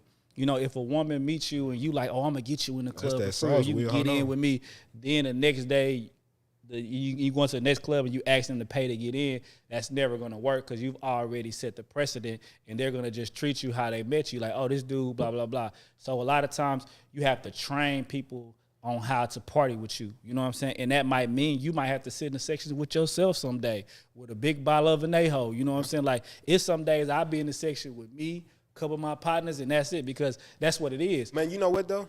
You know what I think something that you do that I've seen a lot of times is that everybody always thinks of the money exchange, right? Yeah. But I always think you look for win-win situations, right? Sure. So maybe these women, like somebody just a girl just put in the chat, she was like, how could I avoid the cheap motherfuckers, right? Oh, well, she talking about when booking the sections, but a girl might want to meet dudes with money, right? Yeah. You need dudes with money to book the sections. For sure. So you could tell these girls, it's like, I'll get you in. I'm going to put you in the section with dudes with money. He's happy. He pays. He tips the waitress and stuff like that. The girls are happy because now you somebody who's got them, you know, in these clubs and stuff like that, and it's a fair exchange because, like you said, they not going to pay. If you don't do it, somebody else going to let them in. So you shouldn't even go about that. But I've seen that be a strategy a lot of people have used. Well, I mean, this is just life in general. If you dating a bad bitch, if you dating a beautiful woman, you dating a grown woman in general, you know, it's your job to figure that out. That's how women look at it. It's your job as a promoter to figure out how you gonna make it work. And like how Prinston said, it's a lot of times about how can you create a win-win scenario. Prime example, we hosted a graduation party for Crystal Westbrook, right? This is when we was doing story. And like you said, I had some girls call me and she was like, yo, you know, I'm trying to pull up tonight, whoop, whoop, whoop. This is somebody who had partied with me before. They turned up with me before. I already set the precedent that when you come out and when you turn up with me, it's lit, it's good, blah, blah, blah. So now, you know, when I have a situation to where I booked a celebrity and I have to pay this person their back end and I got to pay my DJ, I got to pay my expenses, you start thinking like a businessman and not like a dude who's just trying to party. And then, you know what I'm saying, that makes you more logical. So when she called me, what I told her was, hey, look, I'm going to keep it a band with you. I spent a lot of money booking this girl for her birthday. You know, I can't get you in for free. But what you can do is if you can give me 2 dudes to get a section, I'm going to get you and your girls in free, blah, blah, blah. Wow. She called me back. She had 3 different niggas who wanted sections. And one of the tables was somebody who came out and they bought Dom Perignon. At the time, niggas wasn't even buying Dom Perignon. This person that I met, just because I was transparent with this young lady and I let her know my situation, was a client who I booked for years and years and years, and it still come out and still party with me to this day. To this day. A lot of times, it's more so about you communicating. You got ladies, they want to come out with you, they want to party, they want to turn up. Cool. All right, baby. I'm going to turn you up. You in the city, here's it's the lit. Stipulations. Welcome to Houston. But this what I need from you. Can you, are we on a team? Lead. Can we be a team? Just lead. And then because a lot of times, not, go ahead, what you were saying? I'm just saying because if not. I mean, because if they ain't on your team, if they can't make it a win-win situation for you, you ain't want to party with them no way. If it ain't beneficial, it's artificial. You did. Come on, Jack. Whole lot. So I hope that answered your question. Did that answer your question, JP? Oh, no, that was fire. I'm appreciate definitely you know, approach the situation different. For sure. Man, I appreciate you calling in the show today, man. Appreciate you being on Mama's House to Penthouse. Yeah, I'm out here. All right. Appreciate you, Brody. Yeah. So perfect, man. So I love that, right? I love that because I think a lot of gems got dropped there that was kind of answering the mindset. Because one thing you just talked about there is like thinking about the shit different. Like, and I guess what I want to go is kind of switch gears a little bit here because I remember a while back, you was on the meta thing, right? You was like playing with the metaverse thing. And my nephew and them, they always on the games and stuff. So you know that people are not as interacting as much in person anymore, right? Yeah. So how do you see that affecting like nightlife moving forward? So for these people who they're going in this industry with these people who are not out as much no more, they're not as social anymore. Like, what do you feel like the best way to combat situations like that moving forward as the industry grows and evolves? Cowboy radio. We ain't talk about that though. We ain't gonna talk about that though. That's like one of the things I just want to pop out on. We ain't gonna talk about that though. Yeah. No, for real though, seriously. But nah, man, look, really, really great book. It's called The Blue Ocean Strategy. Hold on. Book dick. You gonna do it? Book dick. Yeah. You know what I'm saying? Yeah, he gonna buzz what out. But nah, really, really great book. You know what I'm saying? It's called The Blue Ocean Strategy. And in this book, what it teaches you and it challenges you is about turning your industry into a blue ocean opposed to a red ocean. So nightlife is one of those industries to where it's very competitive. You know, could you explain to the people what the difference between a blue ocean and a red ocean is? I'm getting there, man. Okay, my bad. Because some people might be like, what is a blue ocean? Nah, I'm about to jump in there. I'm about to dig in there. My bad. I ain't mean to fuck up your flow. I'm about to drop some book dick on y'all. You know what I'm saying? I'm sorry, y'all. He was cooking. I know y'all ain't think I was bringing up book dick with me, but I bought some, nigga. I bought some book dick with me. Book dick. But nah, yeah. So like nightlife, like I was talking about earlier, it's a very cluttered industry. You have new clubs popping up every day. 1,000, all the girls in Houston are waitresses, so none of them come to the club because all of them are waitresses and they at work. Yeah. You know what I'm saying? It's just a lot of competition. So in a red ocean, that's when your industry has a lot of competition, and because there's so much competition, everybody's fighting. And when you fight for the lowest price, the cheapest price, because nothing is different. There's nothing different amongst each other because everything is the same. So the waters get bloody, which is why it's called a red ocean. You never want to be in a red ocean. It's a very, very, very tough space to be in. Now, a blue ocean is when you create a whole lane for yourself. You know what I'm saying? You in a whole lane in your own, and you actually grow the industry. You know what I'm saying? You understand me? So, like, whenever I talk about growing the industry, let's look at things like cell phones. If you look at about 20 years ago, cell phones really didn't exist. For sure. It wasn't iPhones. It wasn't iPads. Different type of things it like was that, them right? weak ass, big ass phones. Is like big as Remember as your whole Tupac used to have arm. them. Tupac had Exactly. Y'all above remember the rim. dial-in? And above the rim, yeah. Y'all remember dial-up internet? You know what I'm saying? You dial-up internet, And it's on the AOL. phone You and know the what I'm computer at saying? the same time. Exactly. You know, so when you brought in technology created what you was called a blue ocean. You got things like cell phones. You got things like iPads, right? Internet marketers. People. And even though people look at it in the cell phone space, right? Look at how much money people were able to generate because of cell phones. Now you got apps. Yep. You know what I'm saying? Now people got cameras on their phones and they Like photography. the pay Uber, for like Instagram Uber, now. like Uber or something Instagram, like that. Uber, Yeah. different type of things. These things grew the industry. So one of the things you have to do in nightlife is you have to pivot and you have to find a way around it. Just like whenever the pandemic was going on, right? Clubs could not be open. The governor said you cannot open a club. Well, However, if you are a restaurant with a kitchen, You all right? you all right with that. What did that really do, though? So basically, shout out my dog, Governor Abbott. Basically, what Governor Abbott told us to do was pivot. Pivot. A lot of times, all you got to do is read between the lines and pivot. 'Cause that's how Switch they- it up. You know what I'm saying? Whenever Michael Jordan got the ball, whenever LeBron got the ball, whenever Steph Curry got the ball, and it's a defender in front of him, what are they doing? they call three. Trying to get in They're there. pivoting. Triple They're threat. What moving they call it, to the try to triple find the ideal situation so I can let one off. And that's what Governor Abbott, he did. He let us let one off. You know, Texas, shout out Texas, because the clubs everywhere were closed. But yeah, a lot of times you have to find a way to pivot. You know what I'm saying? What's this obstacle? If the obstacle is people, all right, maybe I'm reaching out to the wrong people. Like my boy JP said, you know what I'm saying? He got an obstacle. The insurance people ain't trying to pop no bottles. The insurance people ain't trying to party with no baddies. So my boy JP got to Pivot on pivot. that. You got to pivot. Pivot. Come on. And that's some real game right there, man. He dropping some real gems, man. I hope y'all taking notes. I see my boy this to James everybody Carter right now. said he taking notes because this is some good conversation right here. And It that's why I is. wanted to ask that question. And the basis of that question was because a lot of people talk about their industry's changing, things are changing, but they're not understanding the simple things that industries are always changing, right?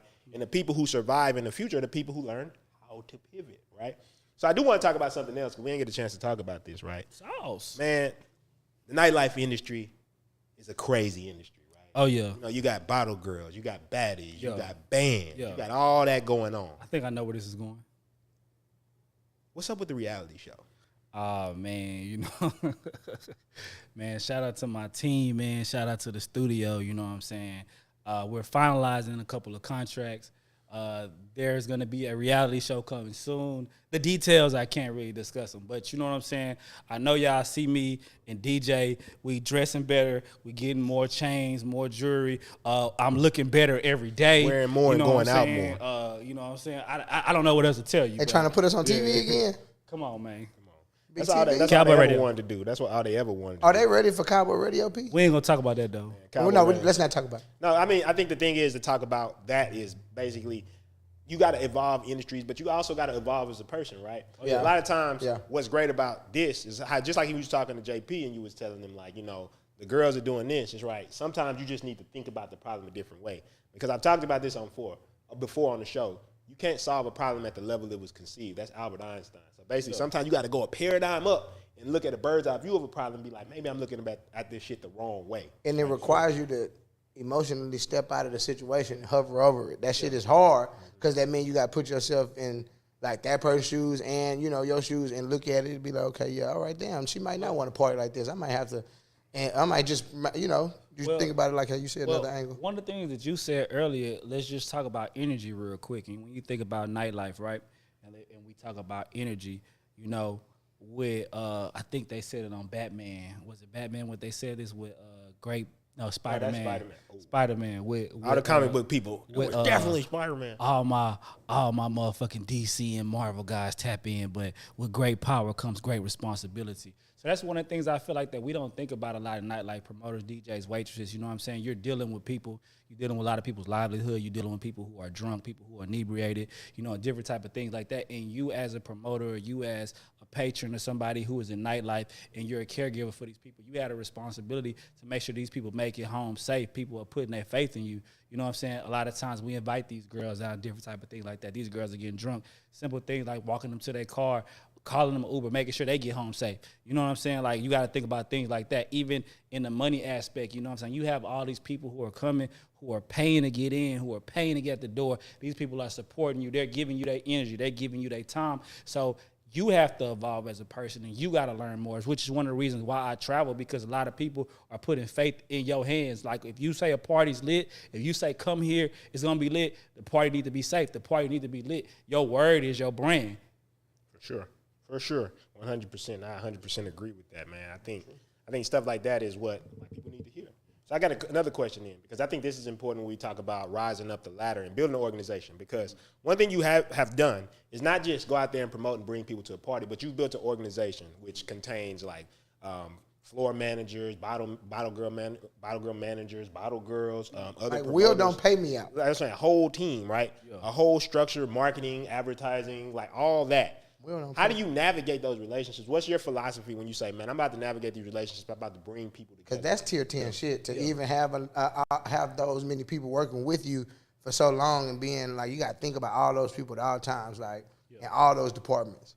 Well, so earlier Prinston asked me a question, and we talked about, you know what I'm saying, what would it take to, if you come to a random city, to be a promoter, and we said a venue, then we said a hot DJ.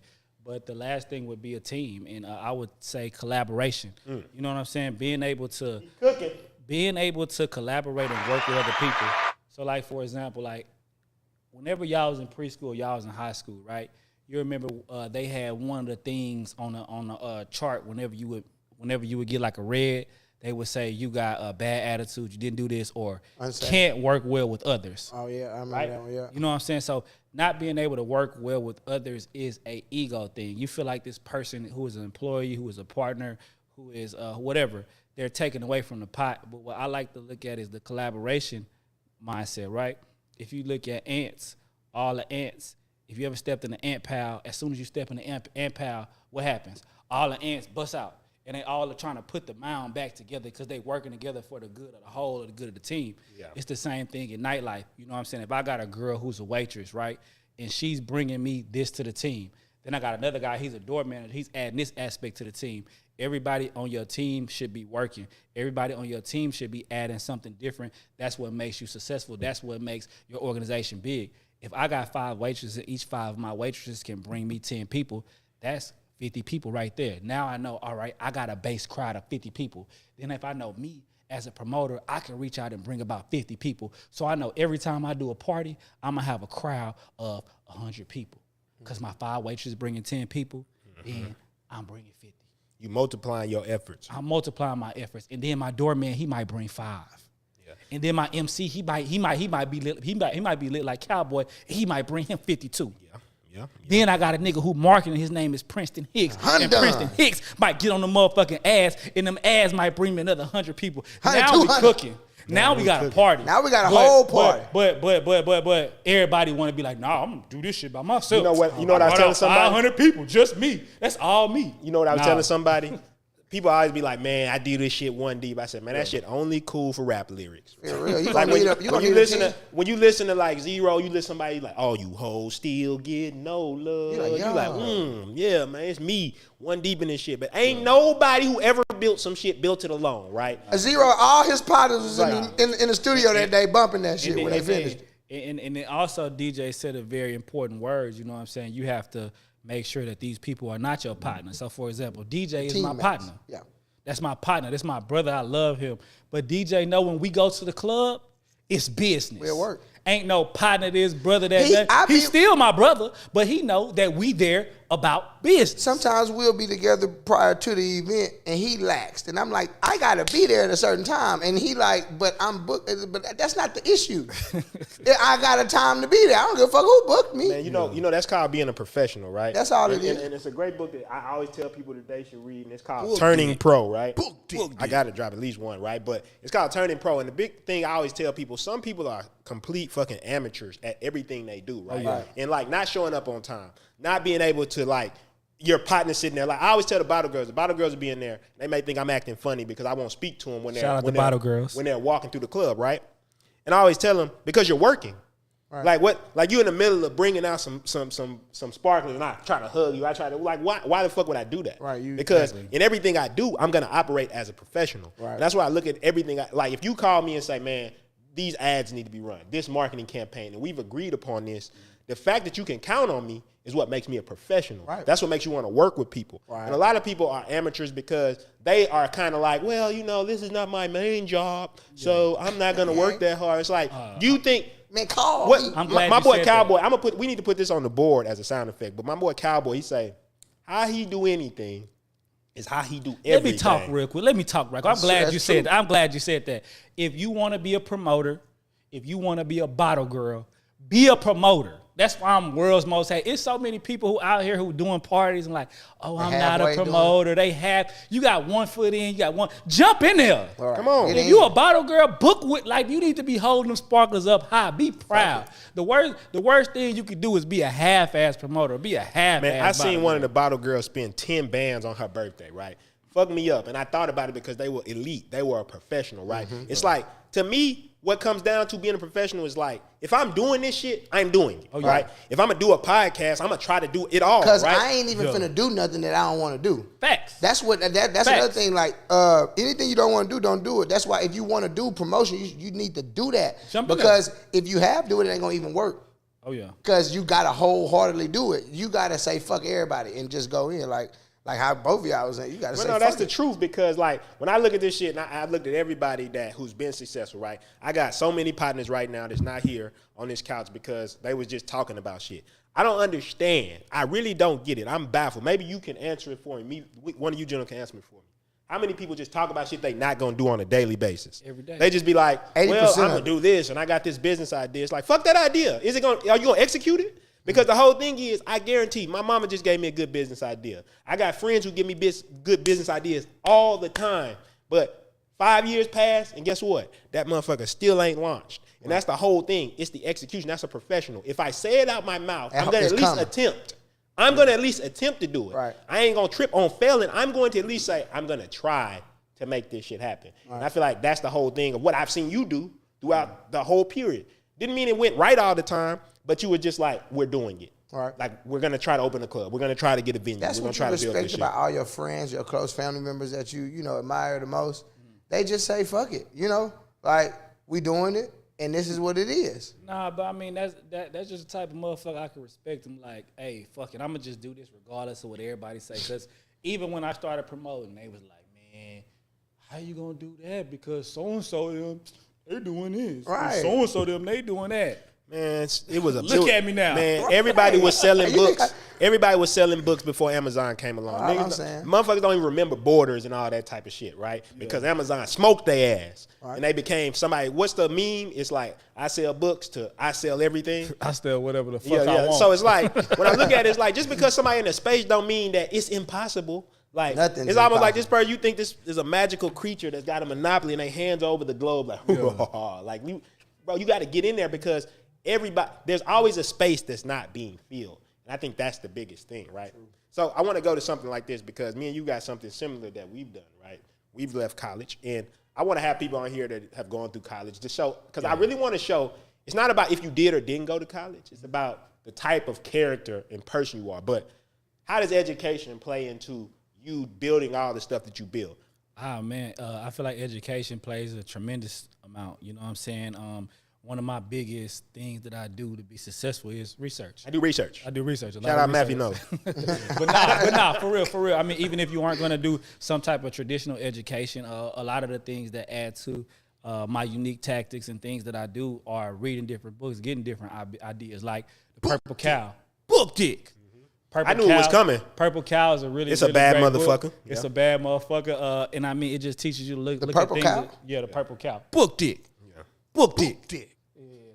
Y'all didn't think I was bringing Book Dick with me. He was waiting. Y'all like, oh, he just a promoter. Oh my God. Yeah, He promote, Book Dick but with me. he brought a whole Book lot Dick of it. I got too. some more too where that came from. I got some more of it. I got some more, but nah, yeah, you know, even if you aren't going to go to a traditional, even if you aren't going to go to a traditional education like a university, just being able to research, read different tactics. I used to always other promoters who did events.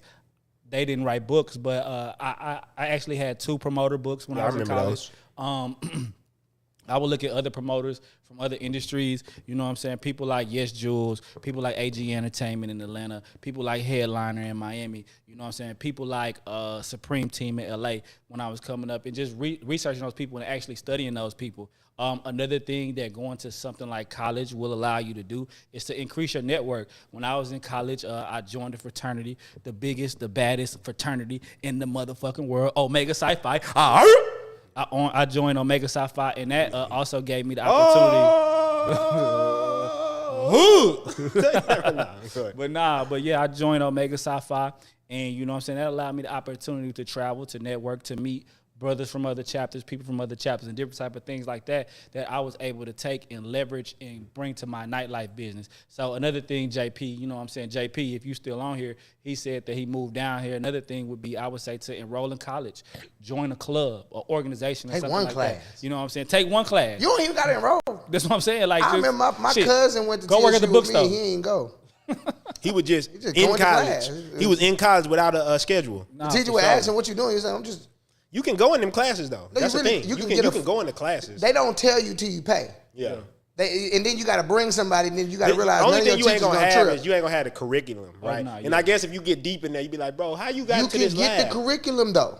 You can. Well, you can't go to the You thing can just hardcore go buy the book. Well, and when the teacher get assignments, you can just do because them. the reality of it is, the assignments on the internet too. I know so many people went to That's school. what's horrible. Well, the big thing I'm getting at is this, right? I know so many people get to school, and everybody always attributes their success to whatever they did. Right. So if the person came from sleeping on the floor, he's like, nah, it was the hard work, and I read books. If they didn't read one book, they like, nah, I just got mentors. If it was they went to school, no, it's my education. I'm saying it's the character. Mm-hmm. It's one of my favorite books, Iron Will. Book Dick. Book Dick. But one of my favorite books, Iron Will. We always talk about this book, but he was like, give me a youth who succeeded at first, and I'm not really concerned about them because when they fail, they probably gonna fall apart. But give me the youth who has failed first and then continued anyway, and I'll back him against anything. Right. And that's what I look at, right? I have seen the failures and losses, but the reason you stand here today is not because you read some books, right? The books are good. I read a shit ton of books. You read good books and shit like that, but it's the fact you implemented that knowledge. Right. You got the real emotional anchors to the knowledge in those books, and you actually apply what you're saying. You can get an MBA right now. You think you're going to be the best business person because you got an MBA? Nah. It's going to be if you apply that knowledge and actually make something of yourself. Right. Well, nah, for who applied the best? Yeah. And I mean, actually, practical in the field knowledge is the best way. Like you said earlier, it's some people who got MBAs, they got degrees, they got all this doctorates, but they never spend a day in the field, and that's what you got to be in the field. 10,000 hours make you a professional at something. You did.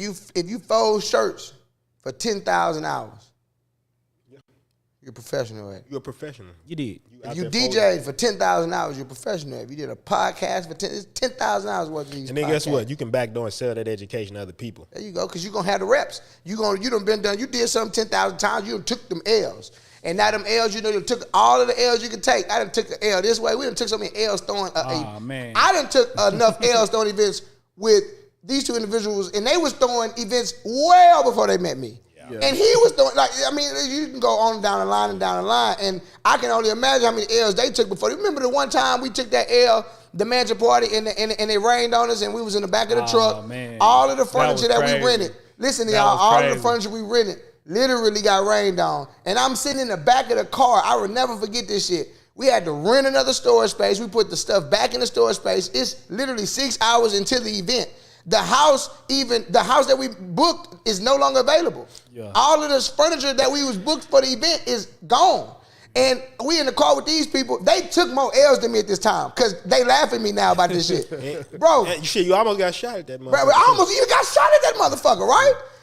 Twice. Bro. That's the headline. That's the headline. Country Cowboy almost gets shot. On his birthday. On his birthday. That's the headline. We lost the venue. That's the headline. We lost the venue. My windows on the blue truck at the time didn't work. So when it rained inside too. Man, you was going through hell. So I was holding the door up, I was holding the window up, trying to keep it. Y'all, 6 hours, T-minus 6 hours into the event. We all in the car. I'm like, okay, like, damn, I'm defeated.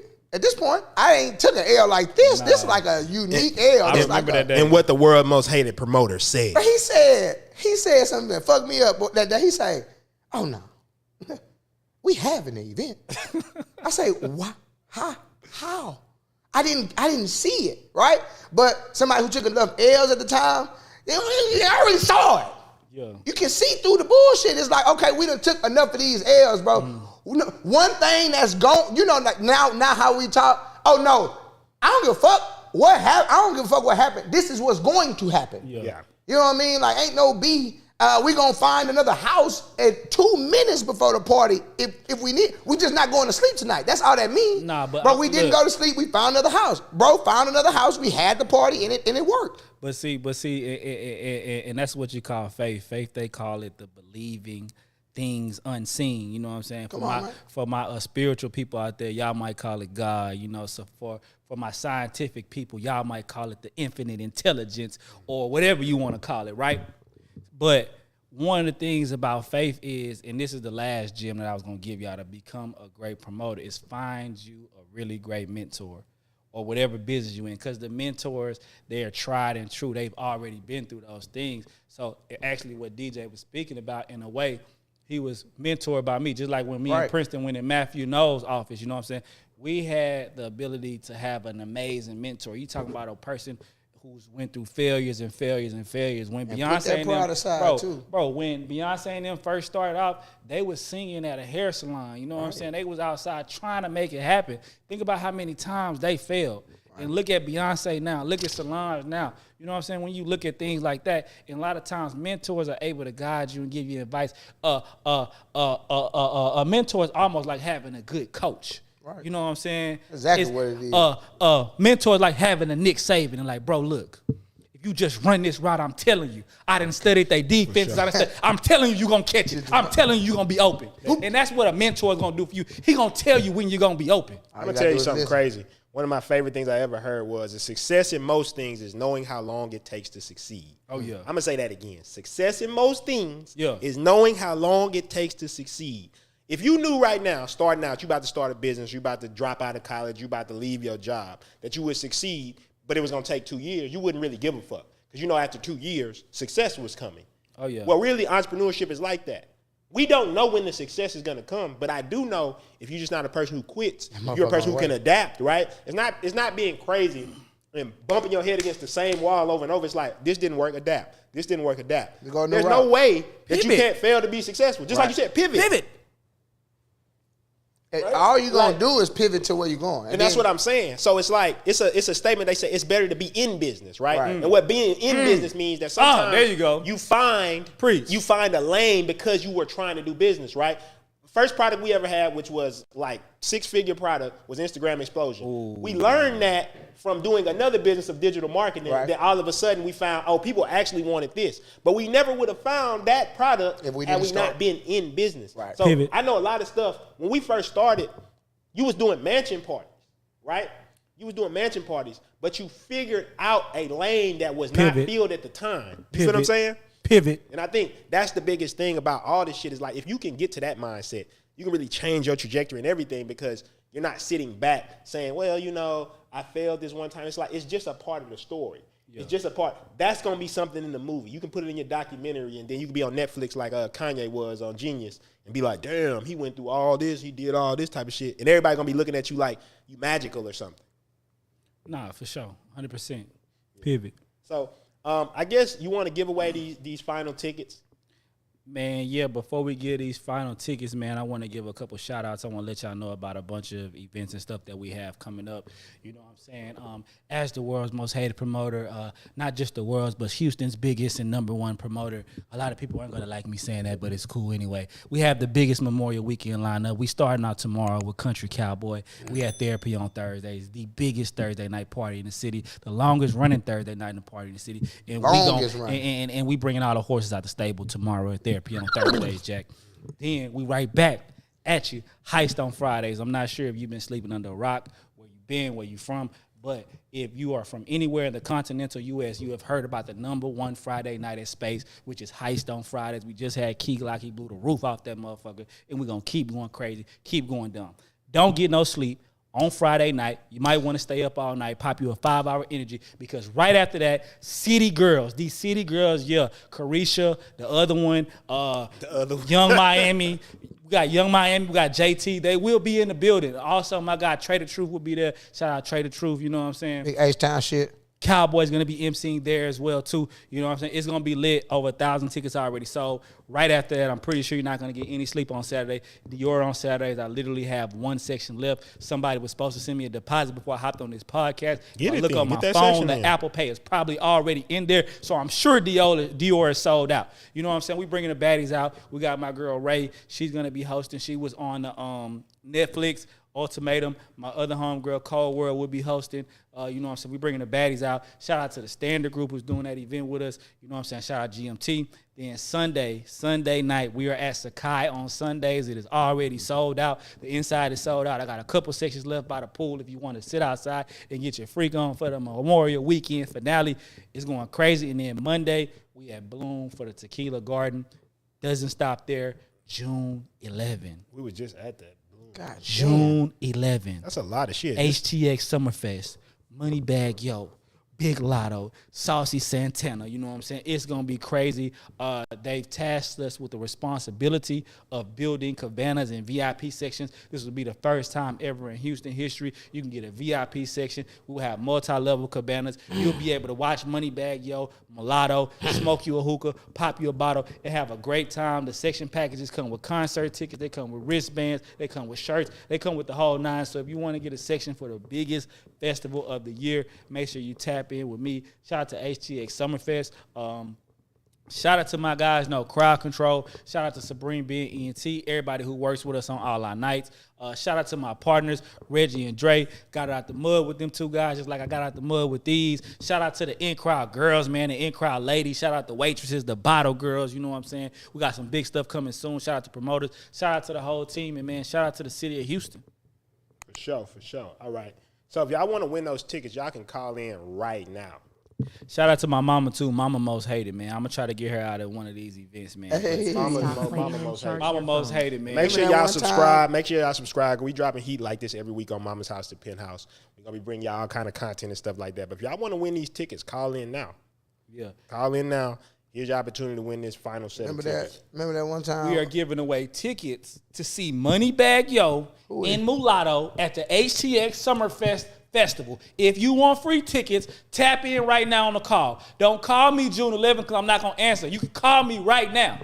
Y'all always do this. Y'all wait till Friday. My phone already got somebody. My phone already off for City Girl. It's already on 2%.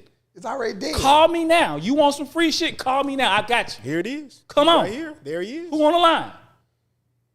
They don't want no free tickets, They don't man. want no free tickets. It's so. cool. I don't got to get. I'm going to be there. You already gave In the section with my wristband. Me and DJ. Because DJ MC, we going to be there. Yeah. Y'all not.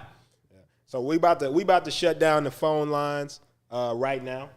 Mm-hmm. Right. And what we gonna go to right now. So like y'all missed it. I want those tickets. Y'all missed it. You tried to get your partner on the phone. Shit, y'all missed it. He probably give them away somewhere else. But what we gonna go to right now, Will, is the final thoughts from the Penthouse. So you want to give them your final thoughts, Will? One of the final thoughts that I want to give you guys is number one: have a lot of book deals. Business phone. And don't. They call it now. They want them tickets. But nah, man. You know what I'm saying? If you want to be a promoter, you want to be successful in nightlife. 4 tips that I gave earlier. Number 1 was have a venue. Make sure that venue is probably centrally located. Number 2, have an amazing, badass, cold-ass DJ. But don't forget the MC. Number 3, build you a team. Collaboration is the key to success. And no matter what business you in, have you a strong team, have you a lethal team. I'm not sure if any of y'all are Game of Thrones fans, but that's kind of some book dick, but I only watched the movie, so we ain't gonna drop it on you. But he said, just give me 5 strong men and we'll impregnate the bitch. You know what I'm saying? that was a powerful saying, man. All you need is 5 niggas. You don't need 100 people. You don't need all these bodyguards. All you need is 5. All you need is a handful of people who gonna go ham, and trust me, you gonna make it happen. And the last thing, to avoid, pitfalls, to avoid obstacles and things like that, get you a dope mentor to give you a guide to maneuver through those waters and create your blue ocean instead of a red ocean. I will be offering mentor services. They will be extremely high. DM me if you want to get the price. Get those mentor services. You got the link. We're gonna put it in the description. D, your final thoughts? Final thoughts. I say just get in the game. In there. They hitting that mama's house, Penthouse, going hard. Let's take one call, man. Wait till after. Okay. I say get in the bag. Just jump in the game. You got to really have that fuck with everybody talking about mentality. When I be emceeing for the in crowd, I fuck up a lot on the mic, but I chalk it up to the game and I continue going. And I dare a motherfucker to say, hey, you fucked up, because I'm going to just ask them about themselves. And that's how you should think about life with the promotion. I'm promoting, dude. It works for me. Like, are you coming to the event or not? These are stipulations, and if not, dude, I'll holler at you when I can. And I guarantee you, everybody going to follow you when you leave. Watch. So my final thoughts is basically take lessons like this, right? You can't get a mentor, watch shit like this, right? That's why we created Mama's House to Penthouse, to bring people like Will on, to talk about how they came from nothing and built it. And you can take these lessons, you can use this as your virtual mentor. That's what we're doing. We are virtual mentors. We're going to be talking about different stuff, but we also going to be bringing people who have been successful, people that I know personally have really done it. It's going to teach you about success. So don't be a person who has too much ego, or is like, they don't have the attention span to watch content like this, because watch this. This is where the game is played. This is where people win. I used to watch content like this all the time in order to say, if I didn't have a mentor in front of me, I could look at those people and soak up that knowledge, and it can help me become successful. So those are my final thoughts, because I definitely want to still get those tickets away. We'll get these final tickets away, and then we're going to go ahead and wrap it up. Y'all ready? You got it? Okay. Yeah. Here we go. Are they on there? Okay. You on the air? Hello? Caller. You on the air? I'll take some tickets, bro. Tell us your name and where you from. It's JP again. Oh shit. Y'all letting JP win all the tickets, man. JP. First question, God, that's on last speed question. dial. Let's see if you got what it takes. You ready? If you answer this question, JP, talking about baseball. JP, if you answer this question, you will win free tickets to be at the HTX Summerfest with Moneybag Yo, Big Lotto, Country Cowboy, me, and a host of other people. Are you ready, JP? Right. This is for all the marbles. What is the first and last name of Moneybag Yo's current girlfriend? 1, 2, 3, go. I need the first and last name. I need government. Got 10 seconds. Moneybag Yo, first and last name girlfriend. Go. 10. 9. Oh, the one 8, girl. What's her name? 7, 6, 5. Ari. 3. Last name. First and last name. Fletcher. Oh, you He cold, boy. That Google work, boy.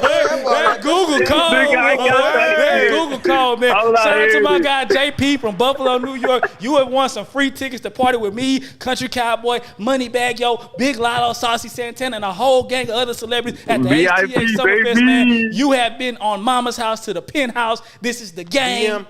DM the Party with the In-Crowd page so you can get it. I know you know him, so we'll basically make sure you get those tickets, man. I'm gonna bring me some baddies with me. Man, please bring you some baddies with you. That's how you provide value. All right, appreciate you for calling, JP.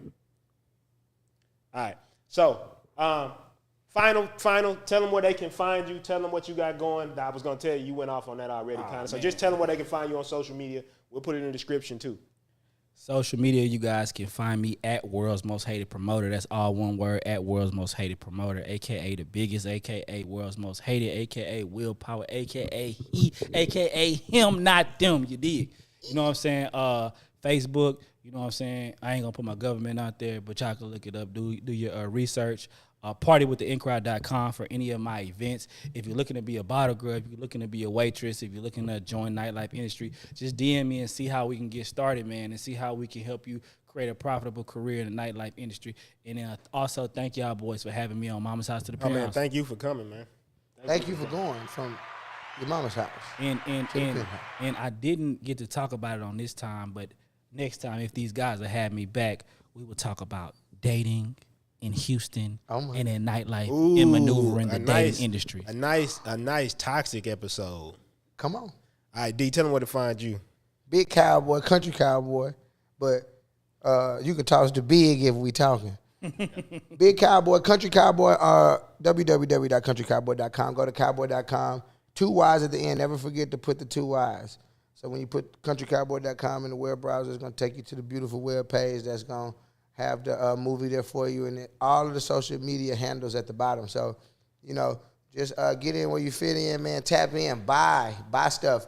We are guys who spend money. Our friends around us, we spend money on our friends. I know that ain't got nothing to do with a lot of people watching, but put yourself in the mix and spend money with us. We spend it back, and let's keep the money circulating. Everybody, share this podcast. Do what you got to do.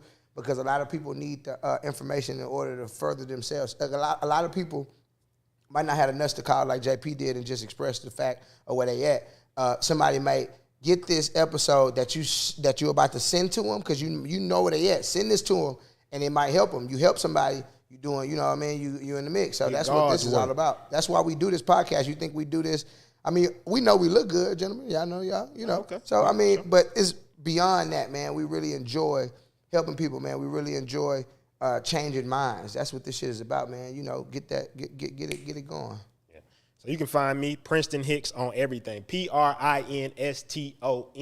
You can go to PrinstonHicks.com. We got everything. How to start a business in 30 days. We got a course for $7 that's going to teach you how to build a business step by step. Literally walking you, holding your hand step by step. Will, you even in the course? I ain't even telling how about to start business in 30 days. I bought the course too. You did. You know what I'm saying? We got Can I Be Famous, which teaches you how to be an influencer. What DJ basically teach you how to be an influencer. CanIBeFamous.com. We got all the education you need. These are on these websites, and this is the stuff that you can use to do the stuff. We literally got a challenge in the influencer where we're going out and talking to people live. Cold. Like, you see us actually approaching people to network and stuff like that in there, right? So we basically take that very seriously. Will's in a lot of our courses and stuff like that, teaching you the strategies that we've learned over years of blood, sweat, and tears. It is crazy to me that you could put something in a course for $7 or $50, and a person's like, I don't know about it. But they'll spend on some other bullshit. Go get it now. Right. Blood, sweat, tears. It's like our album. Years of doing this shit. Go get it now. Don't even think about it because it's going to help you become successful. Besides that, every Monday and Wednesday we'll be streaming live, Mama's House to Penthouse. Make sure you subscribe right now because we're going to be dropping gems. We're going to be bringing guests, and we're going to be bringing this content to help you go from your mama's house to Penthouse, create a future where you're in control. So I hope you tuned in. Hope you enjoyed the show. Thank Will for coming out. Thank Cowboy, as always, for being a part of this. And we'll see y'all next time. I came up from nothing, started from the bottom. I see it with a clear eye. So I hustle. Mama's house to Penthouse, yeah.